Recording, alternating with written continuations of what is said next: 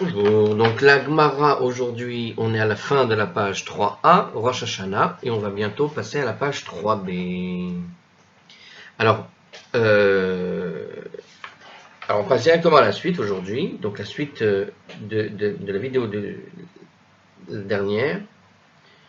Donc, on va maintenant expliquer en fait que la Gemara va expliquer un petit peu la règle de la Mishnah. Hein, on va voir ça tout de suite. Donc on va reprendre un peu la Mishnah pour essayer de comprendre la règle de la Mishnah qui te dit que c'est en Nissan, hein, pour l'année des rois. Donc on a prouvé à la dernière vidéo ou l'avant-dernière que l'année des rois est reliée à l'année de la sortie d'Égypte et que la sortie d'Égypte se trouve donc que le calendrier de la Torah est un calendrier qui est relié au mois de Nissan. D'accord ? Donc la Torah a un calendrier qui fait démarrer la sortie d'Égypte au mois de Nissan, que quand on compte dans la Torah le deuxième mois vous ferez ci, le troisième mois vous ferez ça, etc. En fait, on parle d'un calendrier qui commence en Nissan. D'accord ? Mais maintenant, on va se poser d'autres questions, à savoir pourquoi on ne commence pas finalement de manière globale d'autres mois. Hein. Alors, on va voir. Enfin, je crois que c'est ça les questions qu'on va poser. Je n'ai pas vu tout de suite la suite, mais on va voir. Donc, on a fait une précision au niveau de l'histoire, parce qu'on va utiliser toutes ces précisions à cause des textes qu'on va aborder, qui sont des passages donc, de Daniel, Néhémie, Ezra et tout ça, où il y a des citations qui concernent les rois. Et on y va. Alors, Amar Rafrizda. Rafrizda a dit Lo shanu ela les malchés Israël. Ils n'ont enseigné cette règle qu'en ce qui concerne les rois d'Israël. Donc, quelle règle, hein? C'est la règle de compter les années des rois à partir de Nissan. Donc, ce que dit Rafrizda, cette règle, elle est valable. A priori, on compte les années des rois pour des rois du peuple juif, hein, donc les rois d'Israël. Aval les malchés umot haolam mitishrim maninan. Mais pour les rois des umot haolam, des nations du monde, mitishre maninan, de Tishri, on a compté.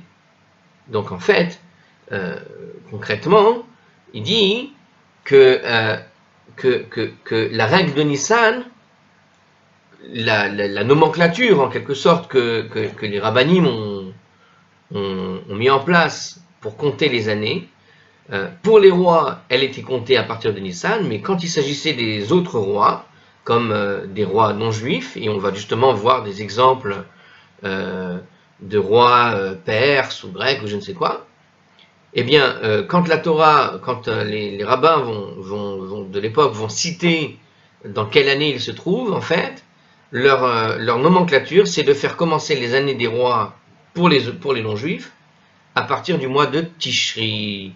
Alors, juste un petit rappel rapide. Tishri, c'est quand on fait Rosh Hashanah, celui qui est connu, le nouvel an juif, c'est le plus connu. C'est celui qui est de Tishri, hein, qui dure 2 jours, une fête particulière. Où on va sonner le shofar pour ceux qui connaissent. Donc le mois de Tishri, c'est là, c'est le début du mois, donc c'est Rosh Hashanah. Et Nissan, c'est le mois où il va se passer la Pâque juive, Pessah. Donc le premier Nissan, c'est pas le jour de Pâques, mais c'est le début du mois. Et ça se trouve 6 mois plus tard. Donc il y a 6 mois d'écart entre Tishri et Nissan. Alors, quelle est la preuve de ça? Donc Rafrizda, il a affirmé que pour les nations du monde, quand la Bible va citer les nations du monde, elle va le citer à partir de Tishri. Elle va faire un comptage, un calendrier qui démarre depuis Tishri. Hein? Donc 5e mois, 6e mois, etc. Ça démarre depuis Tishri. Alors maintenant, d'où il prend ça? D'où il apporte? Quelle est la preuve? Divrei Nehemia ben Chachalia Omer. le texte commence comme ça, mais en fait le texte entier il est comme ça. Divrei Nechemia ben Chachalia vayhi bechodesh kislev shnat esrim, etc., etc. Donc qu'est-ce qu'il est écrit dans le livre de Néhémie, apparemment? Parole de Nechemia, le fils de Chachalia, c'était au cours du mois de Kislev de la 20e année. Vayhi bachodesh Nisan shnat esrim l'Arta Shasta. Et il est écrit ailleurs, Urtiv, Vayi Bachodesh Nisan Shenat Esrim l'Arta Shasta. Et il est donc écrit, ce fut au cours du mois de Nissan de la 20e année d'Arta Shasta. Alors, donc on a deux textes, un qui vient dire à propos de Néhémia quand il va parler, c'était au cours du mois de Kislev de la 20e année, et cette même 20e année, dans un autre texte quelque part, ce fut au cours du mois de Nissan de la 20e année. Donc, qu'est-ce qu'on voit ici? Alors, quel est le raisonnement qui va être donné? Midekaebe Kislev vekarele shenat esrim, vekaebe Nissan vekarele shenat esrim. Il dit, regardez, alors on l'a peut-être deviné pour ceux qui ont senti la chose, on voit qu'on est bien la même année, la 20e année. Et voici que, en référence à un événement qui a lieu en Kislev, le mois de Kislev, l'écriture décrit cet événement donc comme étant produit le 20e année. L'événement s'est produit le 20e année. La 20e année. Pardon, oh là là. Donc cet événement se produit la 20e année et ils ont dit c'est au mois de Kislev. Et voici, en référence à un autre événement qui a eu lieu au mois de Nissan, on a aussi dit que c'était la 20e année d'Arta Shasta. Mais c'est encore la 20e année. Il ressort, c'est logique, Mikelal de Rosh Hashanah, Lav Nissan. De là, il en ressort, Mikelal de Rosh Hashanah, de façon générale, de Rosh Hashanah. Alors je ne sais pas si je traduis bien moi, mais en tout cas ici il écrit, donc il ressort que ce début d'année ne pouvait pas être Nissan. D'accord? On est la 20e année, et voilà qu'on te dit qu'il se passe quelque chose, cette 20e année, au cours du mois de Kislev. Là, cette fois, on donne les... Alors, c'est intéressant parce que... oui, c'est ça. C'est-à-dire que ici, les mois ne sont pas numérotés comme dans la Torah, mais ils sont explicitement donnés. Déjà, la petite différence avec les textes qu'on avait vus tout à l'heure, c'est qu'ici, on a bien des mois qui sont nommés.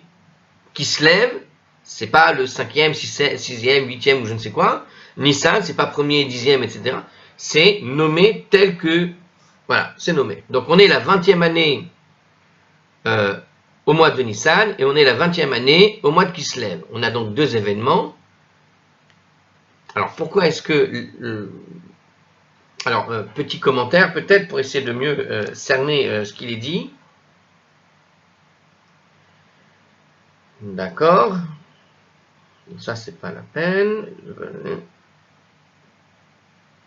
Alors, juste, peut-être on explique les passages.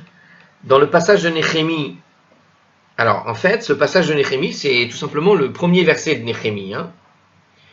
C'est un passage qui va justement décrire comment Néhémie va être informé par Hanani de la condition déplorable des Juifs de Jérusalem. Donc, la Gemara suppose que lorsque les versets parlent de la 20e année, ça fait allusion au roi d'Artashasta. On est dans le royaume perse. Hanani va donc lui informer des conditions déplorables. Néhémie, lui, se trouve en Perse. Il peut discuter éventuellement avec le roi perse pour négocier une meilleure situation pour les Juifs de Jérusalem. Donc, quand Néhémie parle de la 20e année, on suppose qu'il parle de la 20e année d'Artashasta. Et un peu plus loin, donc, arrive le passage. Voilà, alors une minute. De toute façon, c'est la suite du passage en réalité, de ce que je vois ici. C'est tout simplement alors, c'est soit le deuxième, oui, ça a l'air d'être le deuxième verset ou du même texte. Donc, oui, les deux semblent être liés à Artashasta. Et le deuxième passage raconte comment Nehemia va insister auprès du roi pour qu'il l'autorise à se rendre à Jérusalem et reconstruire là-bas la muraille. Donc on est, voilà, il reçoit le courrier en Kislev et il part en Nissan. Donc dans l'ordre a priori, donc ouais, mais c'est ça. Donc en fait, il reçoit la lettre pour avoir l'info hein, que les Juifs de Jérusalem ne vont pas bien et qu'il faut travailler, qu'il faut faire quelque chose pour arranger leur situation. Et il va donc aller voir le roi pour lui demander d'aller à Jérusalem et de reconstruire la muraille, apparemment donc en Nissan. Donc effectivement, dans un ordre chronologique, on est la 20e année.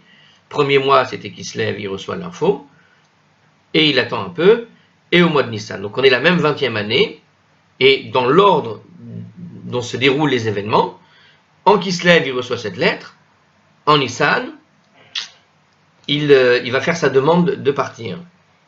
Donc, Nissan ne peut pas être le début de l'année ici. Voilà. Donc, en tout cas, on est sûr que ce n'est pas Nissan.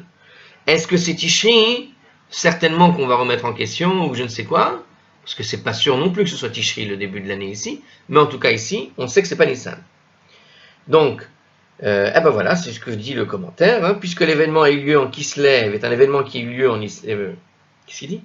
Puisqu'un événement qui eut lieu en Kislev et un événement qui eut lieu en Nissan, quelques mois plus tard, se produisent tous les deux de la même année, bah c'est pareil, bah c'est beau, je réfléchis comme le commentaire. Il est clair qu'il ne peut pas y avoir de début d'année entre ces deux événements. Par conséquent, le début de l'année pour les rois non juifs ne peut être le premier Nissan. Une fois que l'on sait que le début de l'année pour les rois non juifs n'est pas Nissan, il est raisonnable de penser que c'est plutôt Tishri, parce que ce mois marque le début d'année. Ah voilà, c'est ce que je me posais comme question. Il donne ici une réponse qui n'est pas satisfaisante à mon avis, mais il dit, donc, on sait que que Nissan ne peut pas être, mais moi je me posais la question, pourquoi ce serait Tishri? Alors la réponse qu'il donne dans ce petit commentaire, hein, il dit, étant donné que Tishri, on s'en sert énormément en tant que début d'année, comme j'ai décrit tout à l'heure que c'est le Rosh Hashanah, c'est le début de l'année pour le comptage depuis la création du monde, pour le comptage des années, pour faire certaines fêtes, etc. Bon, alors, c'est une référence plausible dans beaucoup de domaines. Donc, il sous-entend ici, il suppose que c'est forcément Tishri qui a été utilisé pour compter les années des rois, quand on compte les rois par rapport aux non-juifs. Alors, évidemment, sinon ce ne serait pas de la Gemara met cette preuve en question. Bishlama. Hay, oh, j'arrive pas à lire ce mot, c'est pas la première fois que je le vois. Heich. Bon. Alors, j'ai du mal avec l'araméen, il n'y a rien à faire. Hein. Alors, Bishlama Heich. Mefarash Delarshta Shasta. Elahai Mimai. Delarshta Shasta. Comment il dit en hébreu? Dil Artash. Alors, vous savez, ça c'est un mot. Oh là là, oui, c'est Artashasta en français, mais comment il dit? Dil Artashast. Oh, Dil Artashast. Ok. Les minyana aharina. Donc, il pose la question ici. Le verset est compréhensible si c'est la 20e année du règne d'Artashasta. Mais Farash dit l'Artashast, parce qu'il a déclaré que c'était explicitement le roi Artashasta. Artaxerxès, même en français c'est dur à dire, bon, mais on peut le dire. Donc le verset est compréhensible, parce qu'il dit explicitement qu'il s'agit de l'année pour Artashast, voire Artaxerxès, hein. Et là, mais le premier verset, où il est simplement dit la 20e année, Mimai, dit Artashast, les minyana hariahu.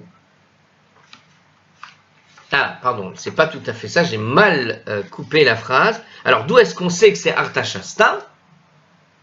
Les minyana, d'où Artashasta, hein, si je peux m'exprimer comme ça.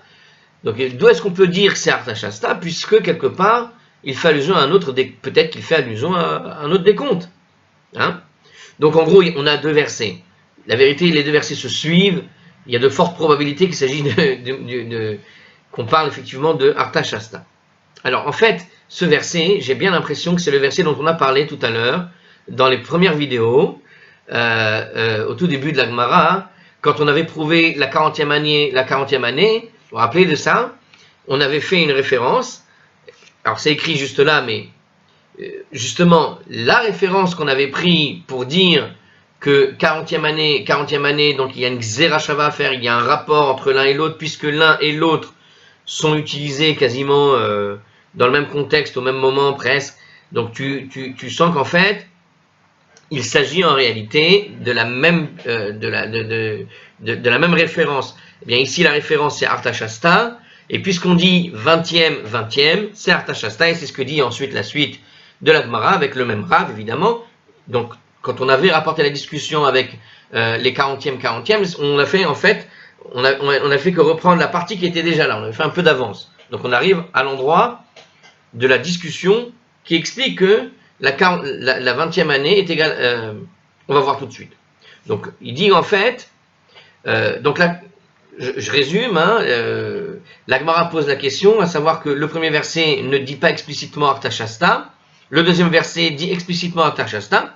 Donc, comment tu peux conclure que finalement, dans le premier verset, on parle de la 20e année par rapport à Artashasta? Peut-être qu'il parle d'une 20e année par rapport à une autre référence, mais qu'il a une référence particulière pour Artashasta. Il y a une référence qui va être unique pour Artashasta, peut-être, mais en tout cas, on ne parle pas de la même, peut-être c'est pas la même 20e année. Il y a la 20e année depuis, je sais pas, la mort de je ne sais qui, ou je ne sais quoi, mais pas la même chose. Alors il te dit ici, Rav Papa répond à propos de ça. Amar Rav Papa, Shanat, Esrim, Lixera, Shava. Alors on avait déjà expliqué ça. Mahatam le Artashasta, Af Haba le Artashasta. Il dit, donc l'expression la 20e année et la 20e année sont utilisées pour une Xera Shava, c'est-à-dire elles sont utilisées avec la même allusion, quoi. Ils font allusion aux mêmes événements, au même roi, parce que, comme on dit 20e, c'est la 20e année, c'est la 20e année, Shenat Esrim, donc comme on dit exactement la même chose, les mêmes mots pour utiliser d'un verset à l'autre, et que dans le deuxième verset on va en quelque sorte préciser, on suppose que le premier verset, évidemment, puisque là-bas on parle dans le second verset de Artashasta, c'est que dans le premier verset, on parlait d'Artashasta. Bon, c'est assez clair, on l'avait déjà expliqué, pour ceux qui ont fait les premières vidéos, et puis même quelqu'un qui ne l'aurait pas fait, je pense que c'est assez clair. Hein. Juste le mot Xerashava, on a déjà expliqué ce que c'était. J'arrive pas à l'expliquer, mais c'est en gros de façon allusive, on fait le fait qu'on utilise les mêmes mots ici et là, ça implique que ces mêmes mots te disent que ces deux versets sont en fait reliés par le même sujet. Ok? Et ici le sujet c'était Artashasta, puisque le deuxième verset fait parler Artashasta, t'explique que la 20e année est la référence d'Artashasta, donc la première année c'est la même référence. La Gemara soulève une autre objection contre la preuve qu'on a apportée, donc la preuve comme quoi c'était en Tishri ou que ce n'était pas Nissan. D'accord? Donc, deuxième objection. Donc, on a fait la première objection, on a répondu. Bon, celle-là a été assez simple parce qu'on avait fait cette objection déjà plus tôt dans un autre contexte, mais en utilisant les mêmes arguments, celui de Rav Papa. Alors, Umima avec des Marased et Kislev Kadim. Alors, oui, voilà, bonne objection. J'aime bien cette question. Bizarrement, je crois que j'y ai pensé quand vous m'avez vu hésiter. Alors, mais d'où est-ce qu'on sait que l'événement de Kislev, qui est dit dans le premier passage, a été fait en premier, hein? J'ai un peu expliqué que ça s'est déroulé en début en Kislev, ensuite en machin, parce que justement, je me posais cette question-là. Peut-être que la 20e année aurait pu commencer en Nissan. C'est-à-dire que quand il dit la 20e année, il est allé voir le roi, et puis peut-être qu'il a reçu ensuite une missive de Hanania ou je ne sais quoi. Qu'est-ce qui te dit que Kislev n'est pas venu après Nissan dans ce cas-là? Et si ça vient après Nissan, effectivement, Nissan peut être le début de l'année, comme référence, et puis arrive Kislev. Et ça ne change rien, même si les versets seraient inversés d'un point de vue chronologique, ça ne permettrait pas de... on va expliquer. En tout cas, ça ne permet pas de conclure que c'est le mois Tishri ou un autre mois, ou que Nissan ne serait pas éventuellement la référence de ce calendrier vis-à-vis de Artashasta. Alors, la Gemara soulève donc une autre objection. Donc, d'où, alors, mim ou mimaï de Marasé de Kislev Kadim, dit les Marasé de Nissan Kadim. Mais d'où est-ce qu'on sait que l'événement de Kislev est venu en premier? Peut-être que l'événement de Nissan est venu en premier. Et le cas échéant, s'il est venu en premier, Nissan devient en fait le début de l'année. Et on peut très bien avoir une année des rois par rapport aux non-juifs, en tout cas par rapport à Artashasta, ici, dans le texte de Néhémie, qui serait donc une année avec comme référence le premier Nissan. Hein. On est à la page 3b. Hein.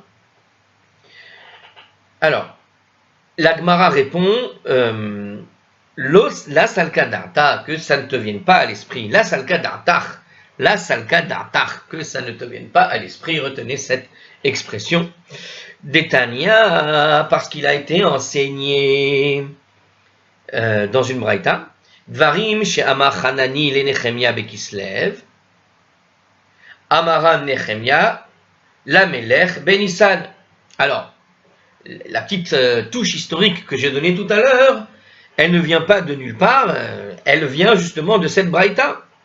Il y a une braïta qui a dit que la braïta a dit la chose suivante. Donc, Dvarim she'amar Hanani, les choses que Hanani a dit à Nechemia, les Nechemia bekislev, ont été dites en Kislev. Amara Nechemia, la Melech benissan. Et puis ensuite, Nechemia est allé parler au roi en Nissan. Alors, j'ai rajouté le mot ensuite, mais le mot ensuite n'est pas écrit, ce qui va peut-être poser un problème. Alors c'est pour ça qu'il va y avoir une précision derrière. Hein, parce que de là, tel que, bon, a priori, normalement, hein, on devrait conclure qu'ensuite il est parlé, mais le mot ensuite apparemment n'a pas été dit ici. Mais bon, l'ordre des versets donne un ordre chronologique ici, en tout cas pour la braïta. Il n'y a pas de raison qu'il l'aurait inversé. Alors la braïta précise, Dvarim chez Amachanani. Alors donc j'ai dit ça parce que sinon on ne pourrait pas conclure. Voilà. Alors non, alors la manière dont il le commente ici, c'est de dire qu'en fait, la braïta, elle te dit en gros, voilà, Hanani a dit ces choses-là à Nechemia, et Nechemia est allé parler de ces choses-là au roi en Nissan. Bon, bref, ça vient d'une braïta qui explicite finalement ces deux versets, en tout cas qui dit quel était le contenu de ces deux versets. Le contenu historique qui se cache derrière le fait qu'il reçoit une lettre, une missive, et puis il va parler. Alors, la braïta précise. Cette braïta précisée. Peut-être que la braïta, à l'époque, hein, juste pour rappeler donc ce que fait la braïta, ce que fait la Mishnah, elle vient donner qu'on appelle ça, une précision sur les choses, justement pour mieux expliquer ce que dit le texte écrit. Et donc là, cette braïta, elle est venue expliquer le texte écrit avant la Gemara. Et donc la Gemara se sert de cette braïta pour mieux expliquer finalement ce que dit le texte, à savoir son ordre chronologique et ses implications d'un point de vue de comptage de calendrier, et en l'occurrence ici, on essaye de montrer ici maintenant en tout cas, que pour les Umot HaOlam, pour les non-juifs, quand on fait un calendrier avec comme référence un roi non-juif, leur référence ce n'est pas Nissan, que la référence Nissan ne marche qu'avec les rois d'Israël. Donc tout le but de la discussion c'est de montrer cela, et on va montrer ici et là quelques exemples. On est dans l'exemple de Néhémie qui reçoit les missives de Néhémie, dans lequel on va utiliser un des, on va dire, premiers exemples sur le fait que on utilise un calendrier qui se base non plus sur Nissan, mais sur Tishri. Alors la braïta précise, alors j'ai pris mon temps parce qu'elle est longue, et on va expliquer tout ça. Allez, en 5 minutes, longue comme ça, on va essayer de ne pas dépasser, mais si on dépasse, ça n'est pas grave. Alors on y va. Dvarim shama Hanani le Nechemia bekislev, les choses que Hanani a dites à Nechemia en Kislev, chez Nehemar, comme il est dit, divrei Nechemia ben Chachaliahu, vayi bechodesh Kislev shenat esrim ve'ani haïti beshushan abira. Donc là on précise vraiment le contenu versé encore plus détaillé. Et en fait, finalement, on voit que la Braïta, on retrouve la discussion qu'on a fait dans la Gemara dans la Braïta en réalité. Donc, alors qu'est-ce que ça veut dire? Qu'est-ce que ça implique? Juste une petite explication d'un point de vue. Qu'est-ce que c'est que dans l'étude du Talmud, pourquoi est-ce qu'on rapporte finalement la même discussion qui a existé dans une Braïta, quasiment la même, on va la rapporter dans la Gemara, et la Gemara qui rapporte cette Braïta. Pourquoi on rapporte cette Braïta? La Braïta, il faut bien se rappeler, il s'agit d'authentifier les choses. La Gemara, ce sont les rabbanim de plus 200 vers 600 qui étudient la Mishnah étant entre moins 200 et plus 200, hein, avant l'an 0, hein, et après l'an 0. Donc en fait, on est en train de faire quoi? On est en train de rapporter des textes plus anciens. La Gemara, qui est ancienne, rapporte des textes qui leur sont antérieurs quand ils étudient, et qui sont ces textes-là de gens qui ont étudié le problème et la chose avant eux, presque 200, 300 ans avant qu'ils ne fassent la Gemara. Il y a eu 200 ans avant, 300 ans avant, des gens qui ont fait déjà ces études. Et donc la Braïta, comme la Mishnah, ce sont ces morceaux d'études qui ont été récupérés, et donc la Gemara explique ces morceaux d'études, et donc là elle est en train de rapporter la Braïta, qui est donc un morceau qui n'a pas été compilé avec la Mishnah, mais qui permet d'authentifier une ancienneté sur cette connaissance du texte original du livre de Néhémie, ici, ou d'autres livres, mais toute la mécanique en fait de la Gemara ici, c'est de se référer à des ancêtres finalement, à ces rabbins qui ont déjà étudié la chose, qui sont plus proches de la source, qui sont plus proches, hein, je veux dire, en moins 200, on est quasiment à la période où Néhémie va. Alors on est quoi, 200 ans après que Néhémie soit venu en Israël pour reconstruire la muraille et le temple. Ouais, vous voyez ce que je veux dire? Donc on est dans une période qui, enfin, ils sont quand même beaucoup plus proches de la source pour pouvoir en parler que quand arrive 600 ans, 800 ans plus tard.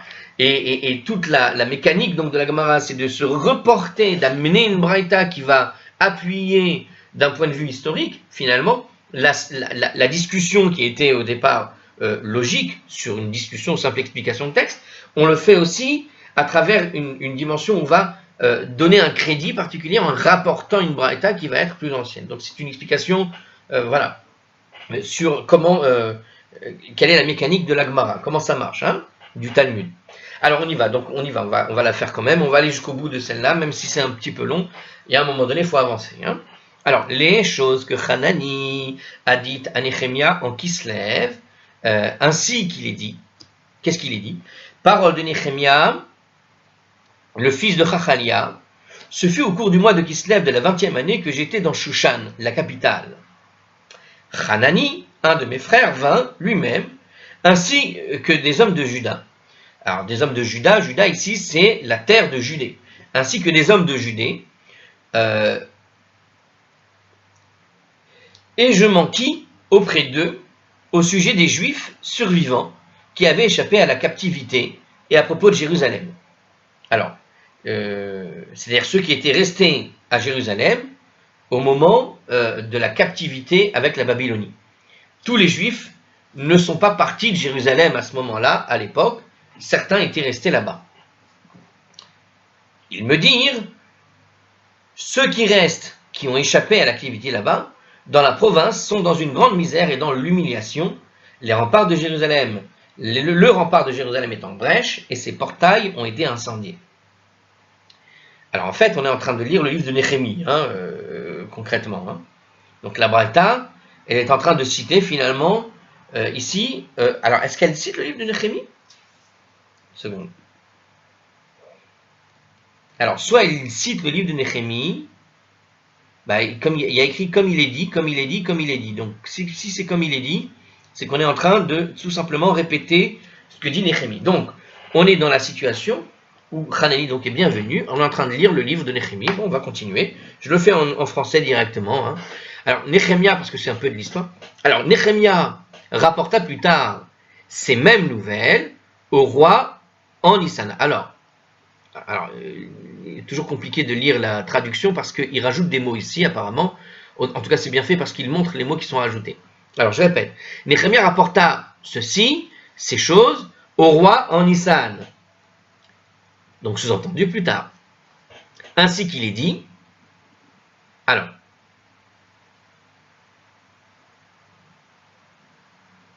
Alors, je ne comprends pas. C'est pour ça qu'il faut lire en hébreu. D'accord.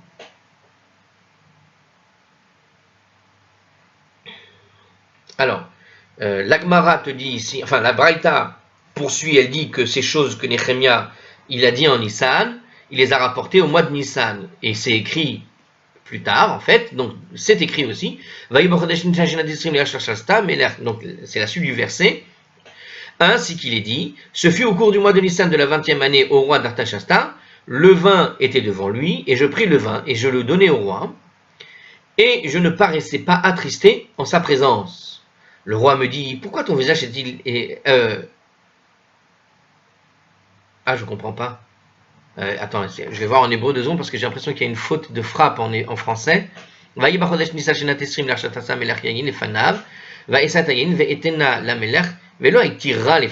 n'étais pas mauvais devant sa face. Alors, je n'étais pas attristé devant sa face.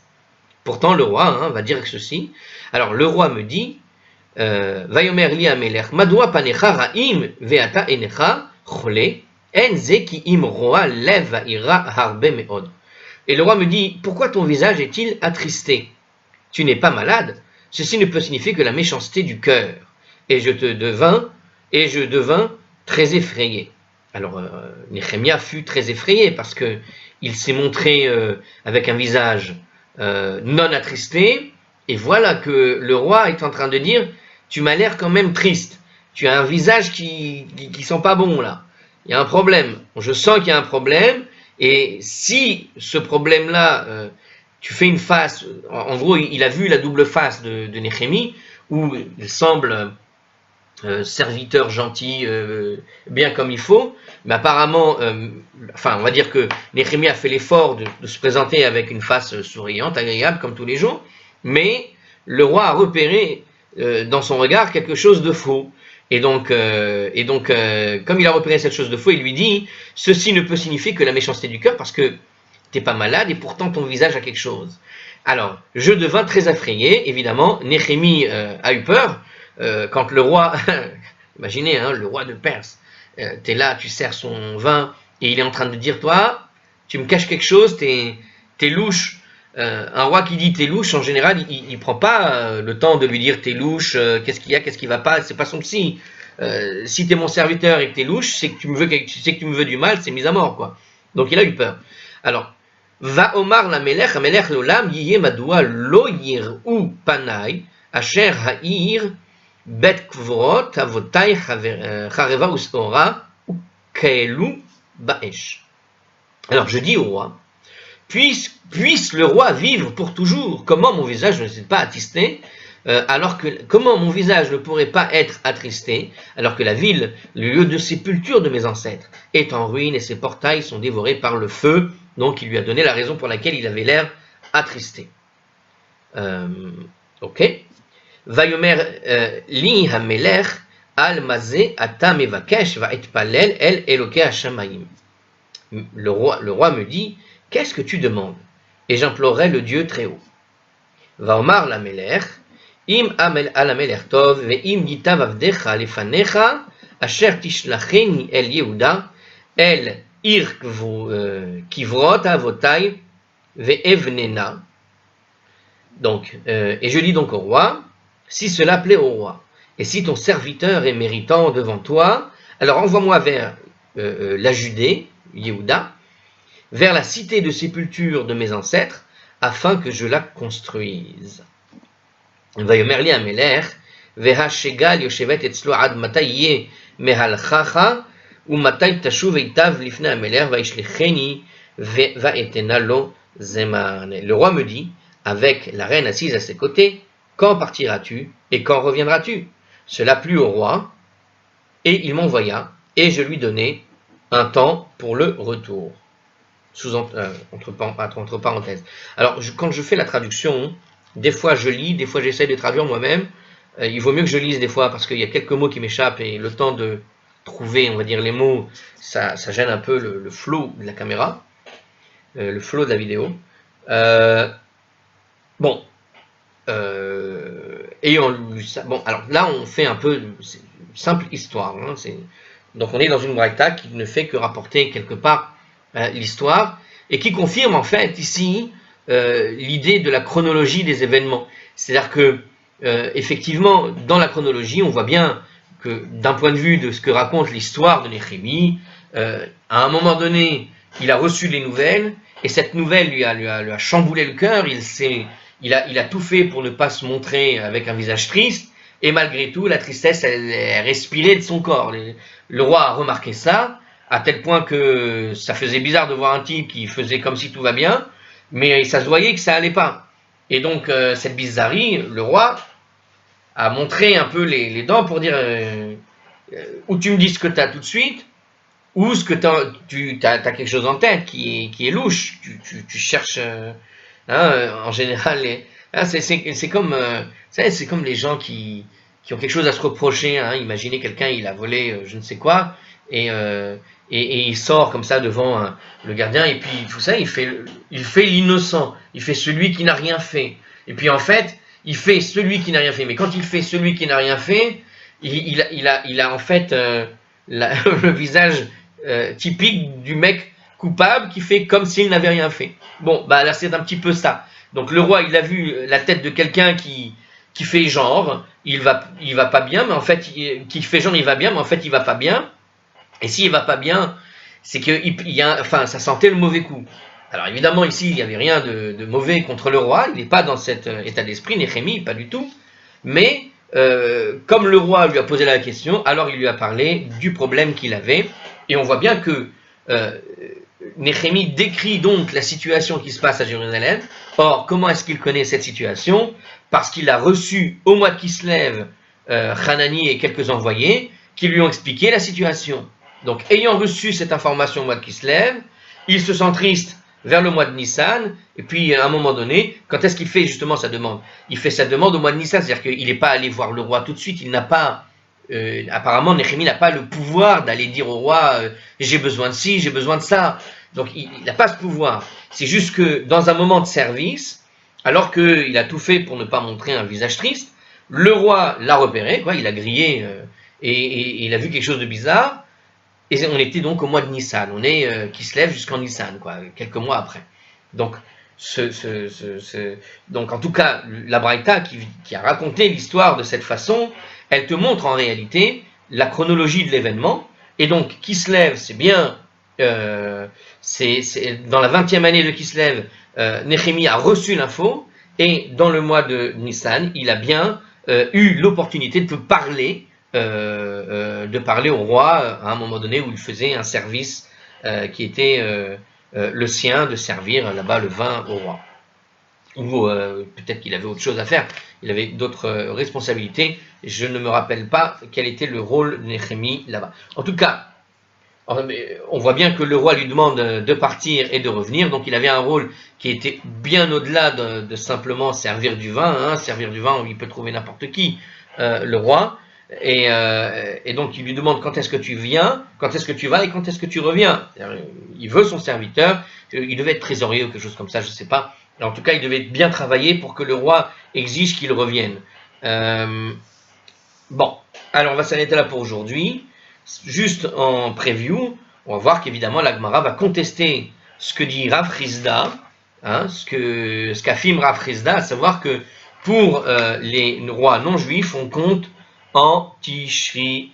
Et on va donc trouver un autre exemple ou un contre-exemple pour essayer de prouver que ça n'est pas le cas, en tout cas. À suivre.